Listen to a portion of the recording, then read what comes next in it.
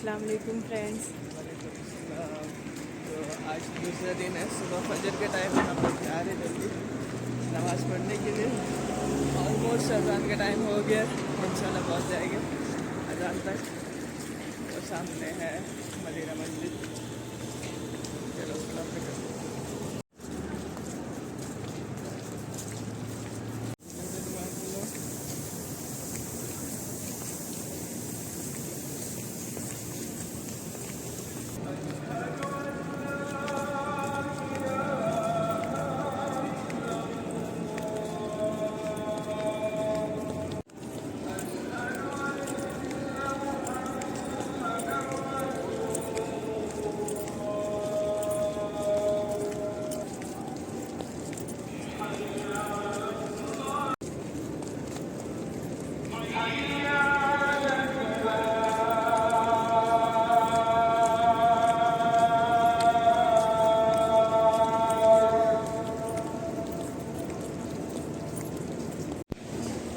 ہو گئی ہے فجر کی نماز.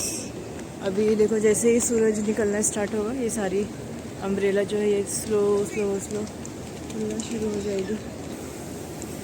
یہ سب نماز پڑھ کے سب نکل رہے ہیں. تو ابھی ہم جا رہے ہیں مدینہ زیارہ کے لیے. 2-3 جگہ کی زیارت ہوگی. ابھی فجر پڑھ کے ہم روم پہ چلے گئے تھے, ناشتہ وغیرہ کیا, تھوڑا فریش ہوئے اور پھر ابھی مدینہ زیارہ کے لیے جائیں گے. تو انووا میں جائیں گے. 2-3 جگہ کی زیارت ہے. اور یہ رہے چینج وینج کر کے دیکھیں شاید 2 گھنٹہ لگے گا. تو ہر جگہ پہ دکھائیں گے. ہاں نہیں پیچھے ہی بیٹھو نا. ہائی کرو. نیند میں ہے سکندر کی نیند پوری نہیں ہوئی ہے ابھی, تو تھوڑا بچ کے رہنا پڑے گا. نیند پوری نہیں ہوئی ہے تو دور رہنا پڑے گا.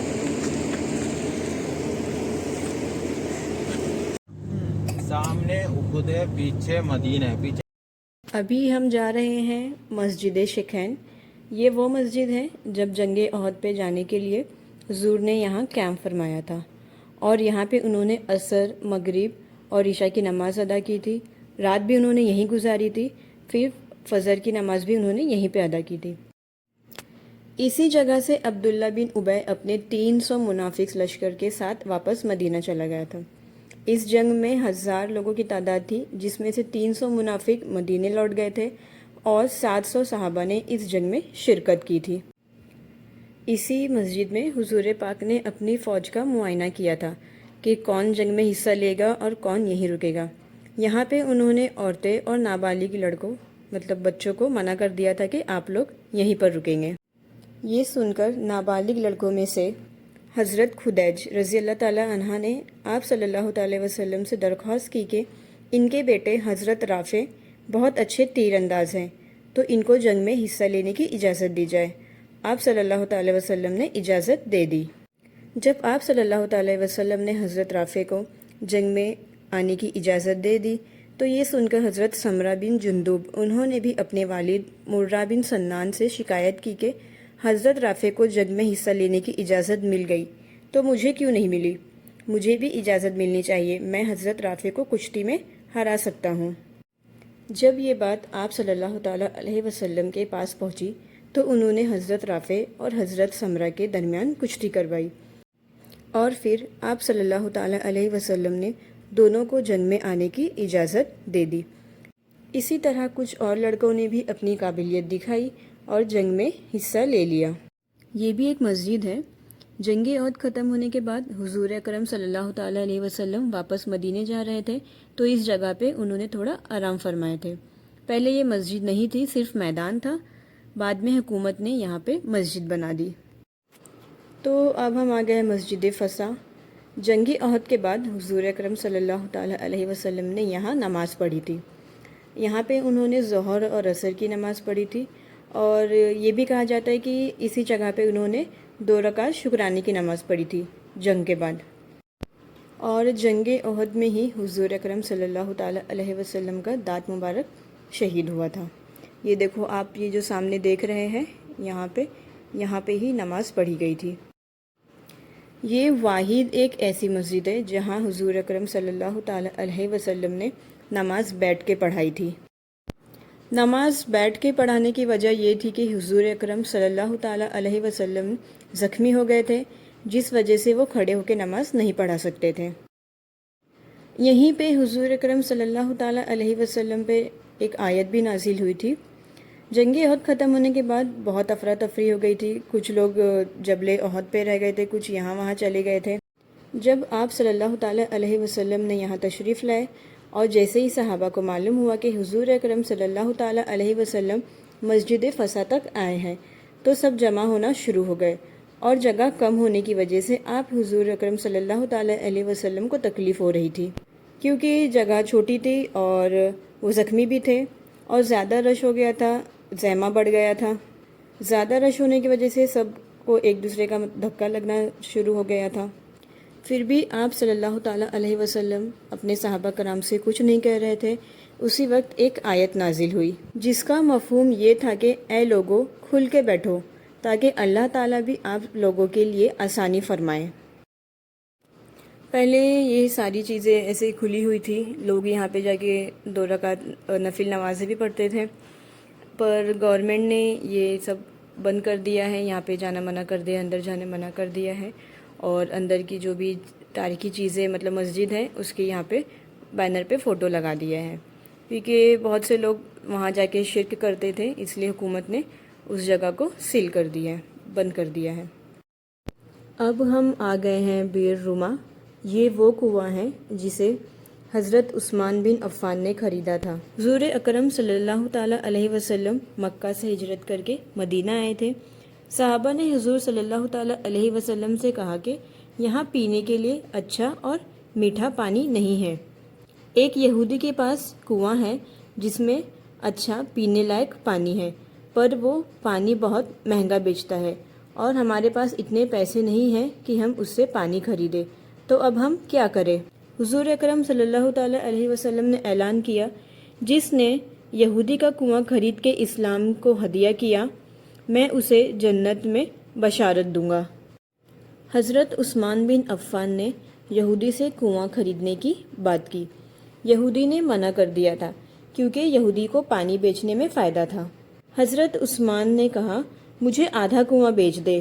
آدھا کنواں بیچنے کا مطلب یہ ہے کہ ایک دن کنواں یہودی کا ہوگا اور ایک دن کنواں حضرت عثمان کا ہوگا۔ اور حضرت عثمان نے کہا کہ میں آپ کو زیادہ پیسے دوں گا۔ یہودی کو پانی بھی مل گیا تھا اور پیسے بھی مل گئے تھے۔ کنواں ایک دن یہودی کے حق میں ہوتا تھا اور ایک دن حضرت عثمان کے حق میں، تو حضرت عثمان نے اعلان کر دیا تھا کہ جس دن کنواں میرے حق میں ہوگا اس دن پانی سب کو مفت میں ملے گا۔ جب پانی مفت میں ملنے لگا تو یہودی کو بہت نقصان ہوا اور وہ بہت ناراض ہوا۔ اس کے بعد حضرت عثمان نے پورا کنواں خرید لیا اور اسے اسلام کو ہدیہ کر دیا۔ کنویں کی جو واجب قیمت بنتی تھی، یہودی نے اس سے زیادہ پیسے میں کنویں کو بیچا تھا۔ ہاں، جو شیشہ دیکھا ہے نا، ہاں آگے کی پتھر کی دیوار دیکھا ہے نا، جی، یہ کنواں کا باؤنڈری ہے۔ اب ہم جا رہے ہیں مسجد قبلتین، جہاں پہ قبلہ چینج ہوا تھا۔ یہ وہ مسجد ہے جس میں نماز کے اندر ہی آپ صلی اللہ تعالیٰ علیہ وسلم پہ وحی نازل ہوئی تھی اور آپ نے مکہ کی طرف چہرہ کر دیا تھا۔ شروع میں جب نماز پڑھی جاتی تھی تو مسجد اقصی کی طرف چہرہ کر کے نماز پڑھتے تھے، اس لیے مسجد اقصی کو قبلہ الاول کہا جاتا ہے، مطلب پہلا قبلہ، کیونکہ پہلا قبلہ مسلمانوں کے لیے مسجد اقصی ہی تھی۔ بن معروف رضی اللہ تعالی عنہا کی بیوی صحابیہ ام بشر کی تیمارداری کے لیے آپ صلی اللہ تعالی علیہ وسلم یہاں آئے تھے۔ اس وقت ظہر کی نماز کا وقت ہو گیا تھا۔ اسی مسجد میں ایک ہی نماز میں دونوں قبلوں کی طرف نماز پڑھی گئی تھی۔ پہلے مسجد اقصی کی طرف چہرہ کر کے نماز پڑھ رہے تھے، پھر وحی نازل ہونے کے بعد مسجد الحرم کی طرف چہرہ کر کے نماز مکمل کی گئی۔ آپ صلی اللہ تعالی علیہ وسلم جیسے ہی مسجد الحرم کی طرف چہرہ کیے تو وہ آخر میں ہو گئے تھے، تو وہ چل کے آگے آئے اور آپ نے امامت مکمل کی۔ اس کے بعد صحابیوں نے ام بشر سے اجازت مانگی کہ آپ یہ گھر ہمیں بیچ دیں، ہم اسے مسجد بنا دیں، اور انہوں نے یہ گھر دے دیا، پھر یہ جگہ مسجد بن گئی۔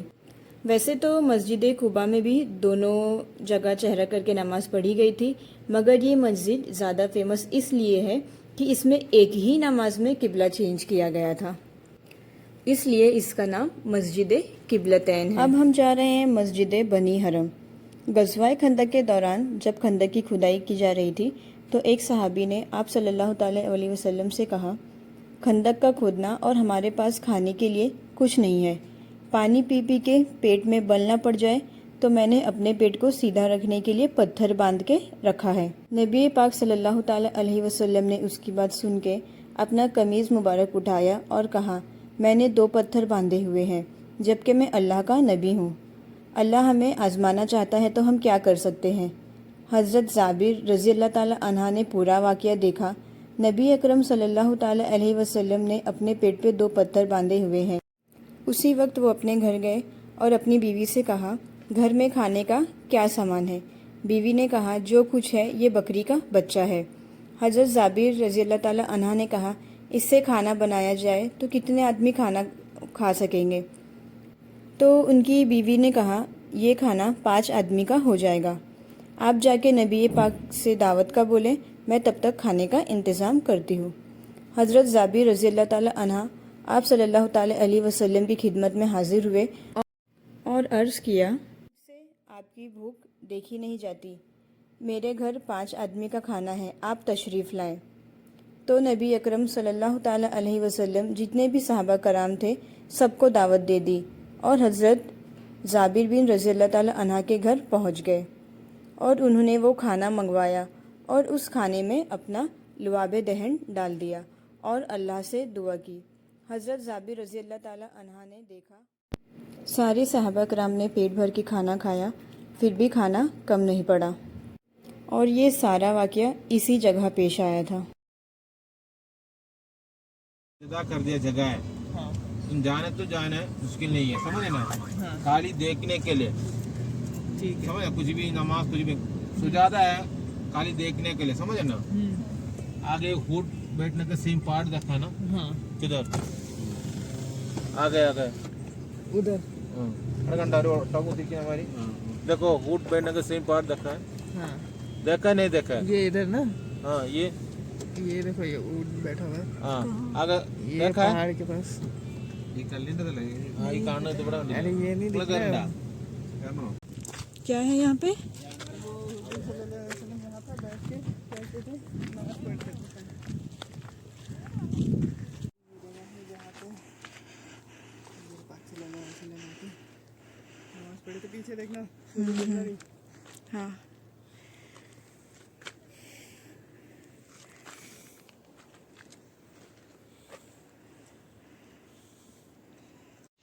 تو یہ راستہ ہے یہاں سے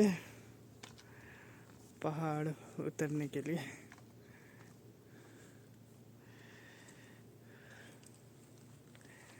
کافی اچھی جگہ تھی، اور یہ ایک چھوٹا سا پتھر ہے،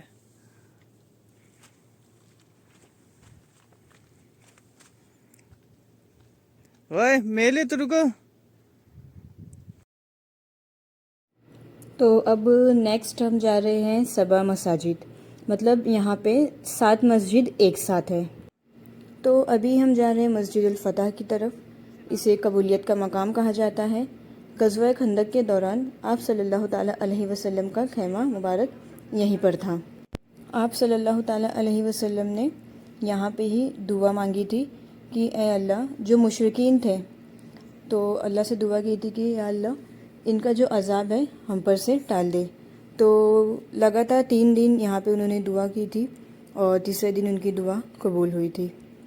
تو ابھی ہم یہاں پر آئے ہیں، یہاں پہ 2 رکعت نفل نماز ادا کریں گے اور ہم بھی سب کے لیے دعا کریں گے۔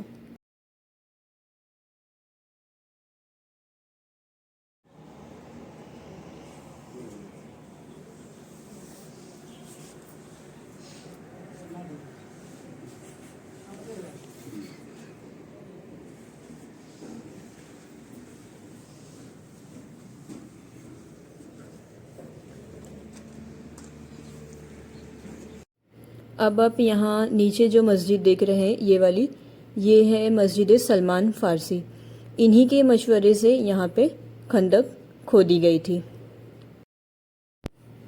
اور یہ دیکھو یہ بھی ایک مسجد ہے، اور اس مسجد کا نام ہے مسجد عمر بن خطاب. یہ ساری مسجد ان کے زمانے کی نہیں ہے، بہت پہلے کی نہیں ہے. یہ حکومت نے ابھی ساری مسجد بنائی ہے، پرانے زمانے کے حساب سے حکومت نے ابھی بنائی ہوئی ہے یہ مسجدیں. اور یہ سامنے جو آپ کو چھوٹی مسجد نظر آ رہی ہے، اس مسجد کا نام حضرت علی بن ابی طالب ہے. اور یہاں پہ آپ کو جو خالی جگہ دکھ رہی ہے میدان جیسی، یہاں پہ بھی مسجد تھی ابو بکر صدیق کی. ابھی یہاں پہ رینوویشن کا کام چل رہا ہے تو ساری سب نیا بنا رہے ہیں. اور یہ سامنے جو آپ کو مسجد دکھ رہی ہے بڑی والی، اس کا نام ہے جامعہ خندق. یہ 2 مسجد کی جگہ پہ بنائی گئی ہے. ایک ہے مسجد عثمان رضی اللہ تعالیٰ عنہ اور مسجد سعد ابن معاذ رضی اللہ تعالیٰ عنہ. غزوہ خندق کے دوران جس صحابہ کا خیمہ جس جگہ پہ تھا، اسی جگہ پہ مسجد تعمیر کی گئی ہے. ابھی یہ جو پہاڑ آپ کو نظر آ رہا ہے اس پہ پیلس ہے، اسے کہا جاتا ہے طیبہ پیلس. اور کانا دجال جو ہے یہیں پہ اترے گا. اس وقت اس پہ کنگ فہد کا یہاں پہ پیلس ہے. یہ جو جگہ ہے حرم سے باہر ہے، حرم کے حدود سے باہر ہے. مدینہ میں ہی ہے مگر حرم کے حدود سے باہر ہے. تو دجال جو ہے وہ حرم میں داخل نہیں ہو سکے گا، تو وہ اس پہاڑ پر ہی اترے گا. یہ ہے قرآن.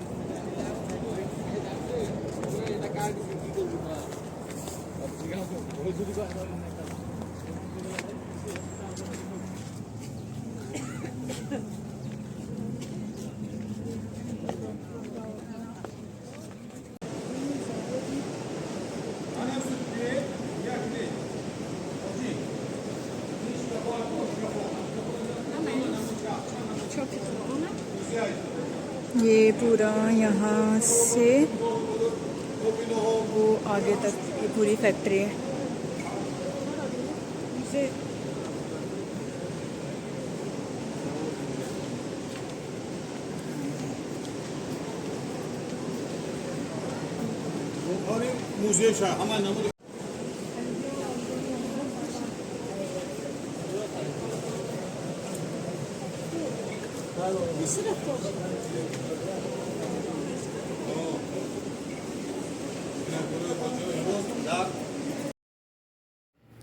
اور یہ ہم آ گئے ہیں قرآن فیکٹری میں اندر.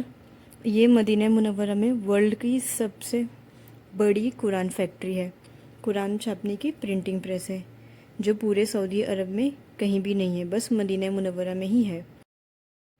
اس پرنٹنگ پریس کی بنیاد ملک فہد نے رکھی تھی اور یہ 2 سال میں بن کے ریڈی ہو گئی تھی. اس میں 1700 لوگ الگ الگ کنٹری کے کام کرتے ہیں. اور یہاں پہ ہر زبان میں آپ کو قرآن ملے گا. اور جو وزیٹرز آتے ہیں، مطلب جو حاجی آتے ہیں، انہیں بھی قرآن تحفے میں دیا جاتا ہے. پرنٹ ہونے کے بعد میں یہاں پہ قرآن کو ایک دم اچھے سے چیک کیا جاتا ہے کہ کسی میں کچھ غلطی تو نہیں، کسی حرف میں کچھ غلطی تو نہیں ہے. اور چیک کرنے کے بعد بھی پھر سے تقسیم کیا جاتا ہے.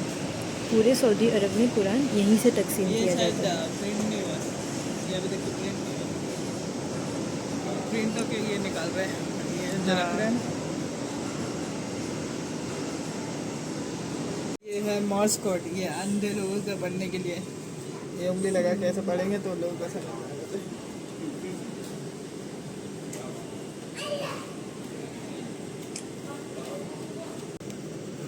سیکھتے ہوں گے وہ بھی. ہاں، یہ انگلی کے اوپر یہ ایسا پھیلائیں گے نا تو لوگوں کو سمجھ میں آ جائے گا کون سے ورڈنگ کیا ہے.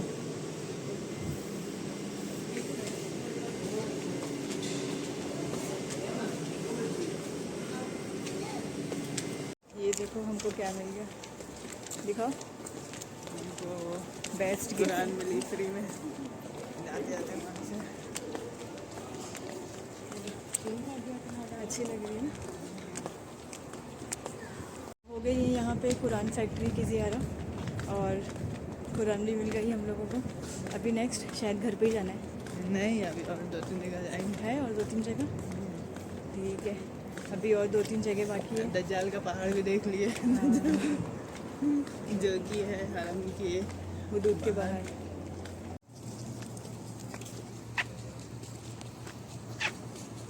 की बेटी है, उसका नाम फातिमा है, समझे ना।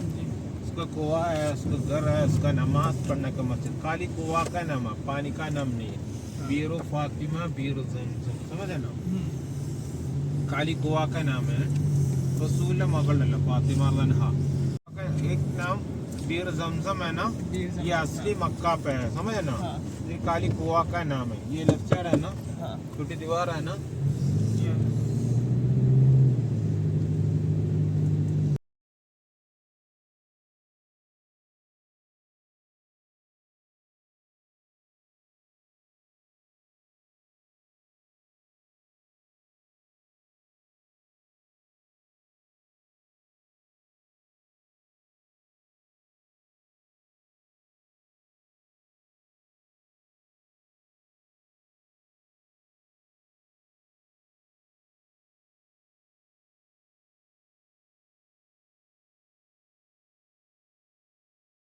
ये हैं मस्जिद जुमा, मस्जिद वादी और मस्जिद बनी सालिम भी इसका नाम है। रिवायत में आता है कि जिस दिन नबी सल्लल्लाहु ताला अलैहि वसल्लम मस्जिद कुबा से रवाना हुए मस्जिद नबवी की तरफ जाने के लिए, तो बनी सालिम का जो सरदार था उन्होंने रसूल अल्लाह सल्लल्लाहु ताला अलैहि वसल्लम से दरख्वास्त की कि या रसूल अल्लाह, आप हमारे इलाके से गुज़र रहे हैं तो आप हमारे पास भी ठहरें। अगर आप नहीं ठहरे तो जो बाकी कबाइल हैं वो इस चीज़ को हमारे लिए बुरा समझेंगे। तो आप सल्लल्लाहु ताला अलैहि वसल्लम ने उनका दिल रखने के लिए यहाँ ठहरे और जुमा की नमाज़ अदा की। अपनी मदनी ज़िंदगी में उन्होंने पहली जुमा की नमाज़ इसी मस्जिद में अदा की थी। तो अब हम जा रहे हैं खाके शिफा मैदान। हुजूर अकरम सल्लल्लाहु ताला अलैहि वसल्लम के पास एक शख्स आता है और कहता है, मुझे चमड़ी की बीमारी है, स्किन की एलर्जी है, तो मैंने बहुत जगह बताया है पर मुझे कहीं से शिफा नहीं मिली है, तो अब मैं क्या करूं? हुजूर अकरम सल्लल्लाहु ताला अलैहि वसल्लम ने इस जगह का नाम बताया और कहा, इस जगह पे जाके इसकी जो मिट्टी है आप अपने हाथ पैर में जहाँ भी आपको बीमारी है उस जगह पे लगा लें और इंशाअल्लाह ताला आपको शिफा मिलेगी। और उस शख्स को शिफा अता हुई और इस जगह का नाम है खाके शिफा। अभी गवर्नमेंट ने क्या किया है, उस जगह की जो मिट्टी है उस पर दूसरी जगह की मिट्टी लाके डाल दिया है, क्योंकि जो लोग यहाँ पे आते थे ज़ियारा के लिए वो इस जगह की मिट्टी को अपने मुल्क अपने देश ले जाया करते थे, तो उसको अभी बंद कर दिया है। तो अब हम आए हैं सलमान फ़ारसी के खजूर के बागान में। यहाँ पे हज़रत सलमान फ़ारसी काम करते थे। ये बाग एक यहूदी का था। सलमान फ़ारसी को धोखे से ग़ुलाम बना के बेचा गया था। हुज़ूर अकरम सल्लल्लाहु ताला अलैहि वसल्लम ने इसी बाग में 300 खजूर के दरख्त लगाए थे। ये वही बाग है। ये यहूदी का बाग था। यहूदी जो है हज़रत सलमान फ़ारसी को आज़ाद करने की कीमत मांगी थी, 300 खजूर के दरख्त और 40 दिनार सोने के, क्योंकि वो सलमान फ़ारसी ग़ुलाम थे तो उन्हें आज़ाद करने के लिए यहूदी ने ये शराइत रखे थे, और जब दरख्त फल देने के काबिल हो जाएगा तब वो सलमान फ़ारसी को आज़ाद करेगा। हज़रत सलमान फ़ारसी जब ये बात नबी सल्लल्लाहु ताला अलैहि वसल्लम को बताए तो उन्होंने सहाबी से कहा कि अपने भाई की मदद करे। किसी ने 10 दरख्त दिए, किसी ने 20 दिए, ऐसे करके 300 दरख्त हो गए थे। जब हुज़ूर सल्लल्लाहु ताला अलैहि वसल्लम को बताया गया कि 300 दरख्त पूरे हो गए हैं तो उन्होंने कहा कि दरख्त लगाने के लिए जगह बनाएं, मगर पौधे ज़मीन में मत लगाएं। सहाबा कराम यहाँ पे मट्टी हटाते थे और हुज़ूर अकरम सल्लल्लाहु ताला अलैहि वसल्लम अपने हाथ मुबारक से यहाँ पे खजूर लगाते थे। तो खुदा की शान ये हुई कि खजूर के दरख्त 3-4 साल में फल देता है, मगर हुज़ूर सल्लल्लाहु ताला अलैहि वसल्लम की बरकत की वजह से उनके पौधे ने उसी साल फल दिए।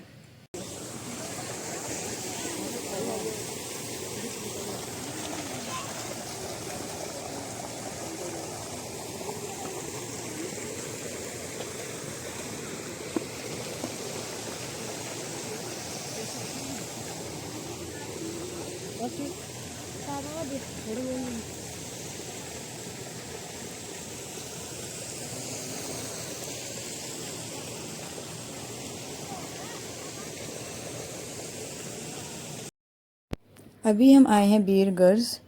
इसे जन्नती कुआं भी कहा जाता है और इसी कुएं के पानी से हुज़ूर अकरम सल्लल्लाहु ताला अलैहि वसल्लम को गुस्ल दिया गया था। आप सल्लल्लाहु ताला अलैहि वसल्लम ने फरमाया कि मैंने ख्वाब देखा कि मेरी सुबह ऐसे कुएं पे हुई है जो कि जन्नत का कुआं है।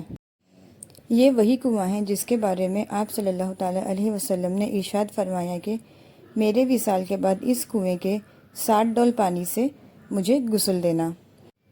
اور حضرت علی رضی اللہ تعالیٰ عنہ سے یہ حدیث روایت ہے کہ ان کے حکم کے مطابق 60 ڈول پانی اس کنویں سے مسجد نبوی لے گئے تھے۔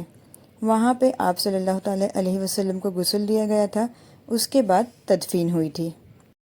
اور یہاں پہ ہماری زیارہ کمپلیٹ ہوتی ہے۔